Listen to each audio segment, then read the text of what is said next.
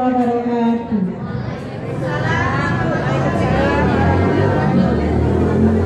Matahari bersinar menerangi generasi anak bangsa.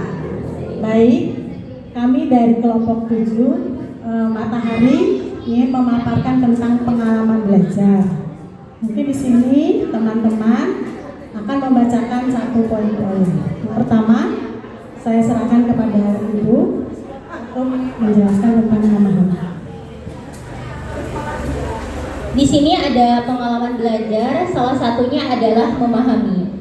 Guru memberikan pengetahuan yang esensial dan diaplikasikan dalam berbagai konteks dengan mengintegrasikan dengan nilai dan karakter. Setelah memperoleh pengetahuan, tahap ini mendorong peserta didik untuk memahami informasi yang diperoleh sehingga membentuk fondasi pemahaman yang menjadi dasar untuk mengaplikasikan pengetahuan dalam situasi kontekstual.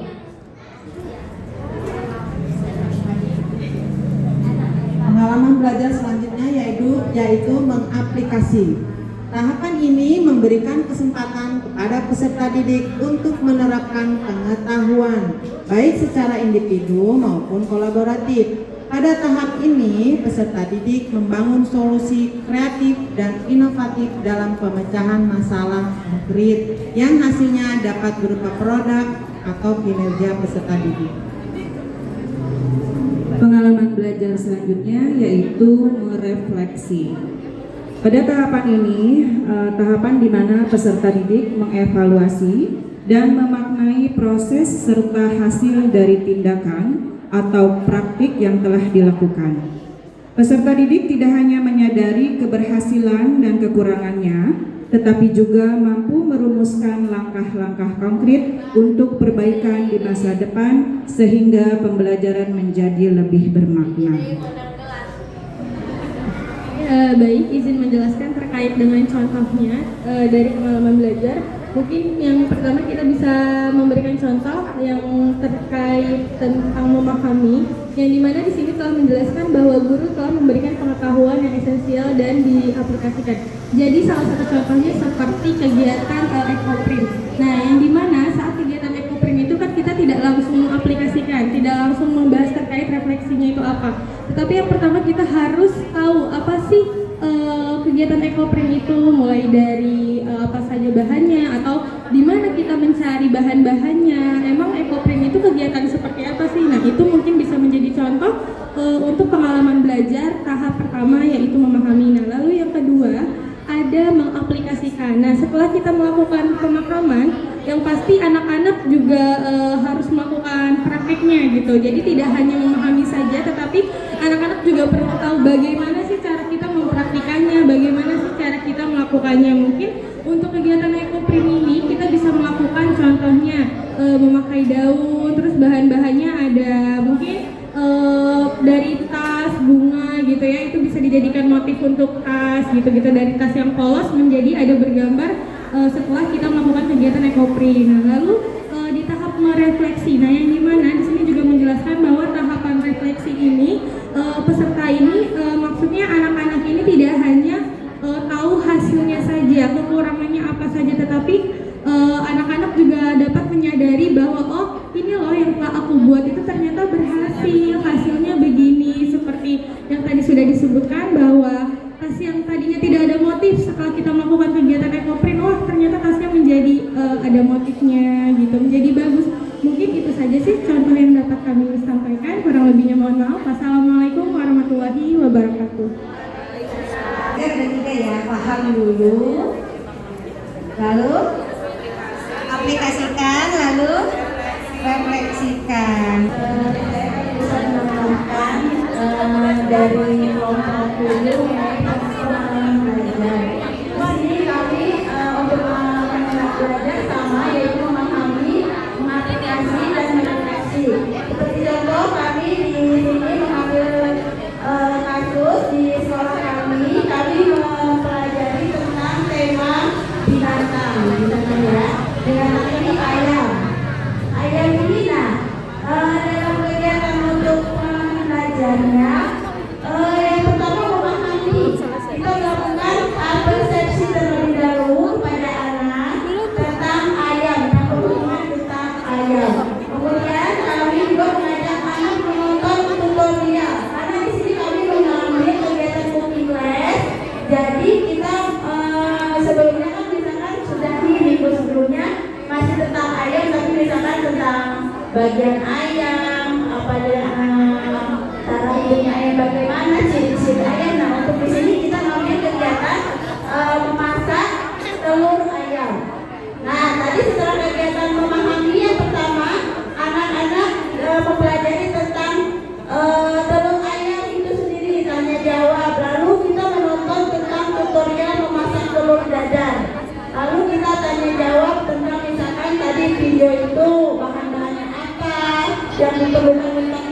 telur dadar. Lalu bagaimana caranya? Kemudian kita juga menetapkan atau menentukan aturan bermain harus seperti apa. Nah, ketika kita mengadakan kegiatan memasak, misalkan ada peraturan-peraturan yang harus dipatuhi oleh anak-anak, seperti jangan berumputan atau ketika menggunakan kompor harus hati-hati. Nah, lalu sebelumnya misalkan mau memasak harus apa dulu, misalkan cuci tangan dulu. Nah, itu salah satu untuk memahami kegiatannya. Lalu kenapa itu kita tanya juga, kenapa kita harus mengkonsumsi telur. Nah, itu untuk pendalaman juga, untuk memahami anak kok kita harus makan telur, kenapa ya. Kita juga di situ bisa dalam percakapan kita terangkan. Lalu untuk kegiatan mengaplikasinya, kita mengenalkan kepada anak-anak bahan-bahan apa saja yang diperlukan. Kita bawa bahan-bahannya, kita tunjukkan ini namanya apa, ini namanya apa. Lalu kita sampaikan caranya yang tadi dilihat anak-anak di video, langsung dipraktekkan ya Bu ya. Jadi ini caranya membuat telur dadar seperti ini. Misalnya pertama telurnya dipecahkan, lalu apa gitu prosesnya, terus lalu sampai anak praktek memasak.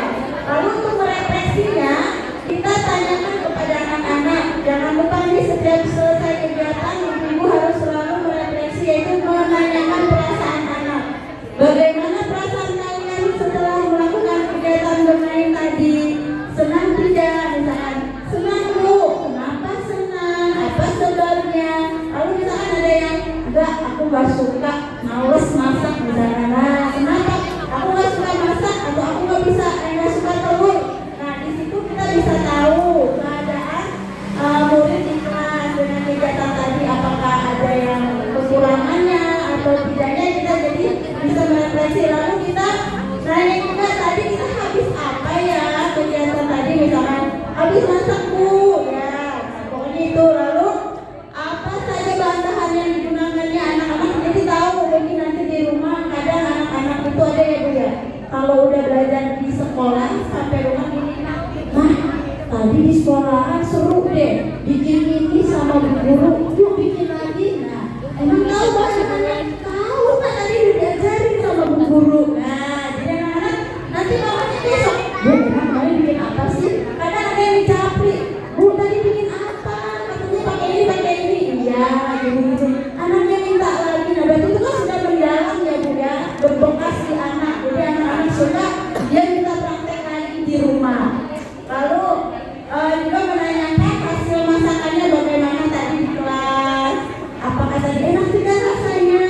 Nah, kayak gitu. Nah, itu salah satu cara merefleksi. Pokoknya merefleksi itu jadi kegiatan itu anak-anak tuh gimana perasaannya, terus kita bisa tahu ada hambatan apa mungkin bisa kita perbaiki untuk kegiatan yang akan datang ya Bu ya, kekurangannya di mana atau kelebihannya di mana, atau mungkin kalau bisa menyenangkan buat anak-anak di tahun berikutnya kita bisa ulang juga, mungkin anak-anak suka. Jadi itu tujuannya merefleksi ya. Mungkin itu penambahan dari kelompok kami. Ada praktek langsung di kelasnya, mungkin untuk materinya kami hampir sama. Sekian. Assalamualaikum warahmatullahi wabarakatuh. Waalaikumsalam warahmatullahi wabarakatuh. Terima kasih dari kelompok 8. Itu ya pengalaman belajar itu yang sebenarnya yang kita praktekkan hari-hari, dari memahami, mengaplikasikan, lalu refleksi. Selanjutnya kelompok 9. Mangga silakan maju ke depan. Assalamualaikum warahmatullahi wabarakatuh. Waalaikumsalam warahmatullahi wabarakatuh. Kami dari kelompok 9 keren akan memperkenalkan di antara kami ada 6 orang yang cantik-cantik jelita. Yang pertama ada Ibu Desi dari Ar-Rasyid. Dari mana Desi?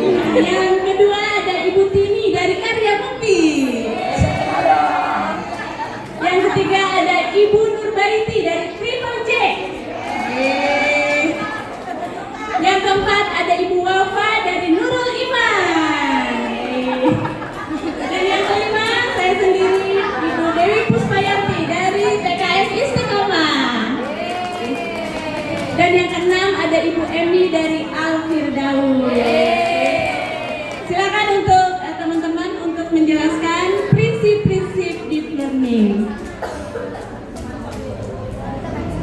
Bismillahirrahmanirrahim. Prinsip-prinsip dalam pembelajaran mendalam atau deep learning yang utama yaitu ada 3. Yang pertama, mindful learning atau pembelajaran dalam berkesadaran, yaitu belajar dengan perhatian penuh, mengaktifkan indera, pengalaman, dan rasa ingin tahu. Kemudian menghormati setiap individu di kelas. Dan yang terakhir, mendorong murid memahami tujuan pembelajaran. Dilanjut yang kedua yaitu meaningful learning. Yang pertama, murid menemukan makna dalam pembelajaran. Yang kedua, konsep dikaitkan dengan kehidupan nyata. Terus yang ketiga, guru memberi konteks untuk pemahaman manfaat ilmu. Lanjut. Selanjutnya yang ketiga yaitu joyful learning atau menyenangkan. Di antaranya yang pertama yaitu belajar harus menumbuhkan rasa senang dan kepuasan dalam menemukan makna. Yang kedua, joyful learning berbeda dengan fun learning yang hanya berfokus pada kesenangan tanpa pemahaman makna mendalam. Yang ketiga ada kebebasan berekspresi dan bereksplorasi, membuat murid lebih dihargai dan termotivasi. Ya, selain dari prinsip-prinsip deep learning, di sini ada 3 prinsip pendukung lainnya. Yang pertama yaitu anak sebagai pembelajar aktif. Kedua, belajar melalui bermain, fun learning. Yang ketiga, berpusat pada anak. Yang keempat, pengalaman nyata atau konkret. Selanjutnya, pengembangan holistik, lingkungan aman dan nyaman, kolaborasi orang tua dan guru, dan yang terakhir yaitu penilaian otentik. Terus kita lanjut dengan penerapan pembelajaran mendalam, bisa melalui contoh kegiatannya menggunakan media seperti Lospat. Yang kedua, melalui proyek-proyek sederhana yang mengintegrasikan berbagai keterampilan dan pengetahuan. Dan yang ketiga adalah mengintegrasikan melalui teknologi secara bijak, misalnya video edukatif, aplikasi menggambar untuk memperkaya pengalaman mereka. Terima kasih kepada teman-teman yang sudah menjelaskan tentang prinsip-prinsip deep learning beserta prinsip pendukung dan contoh kegiatannya. Terima kasih untuk semuanya. Wassalamualaikum warahmatullahi wabarakatuh. Kami dari Bapak Suruh sedikit mengatakan ya, dari Bapak Sila sudah bagus, sudah lengkap. Dari pengertian dulu,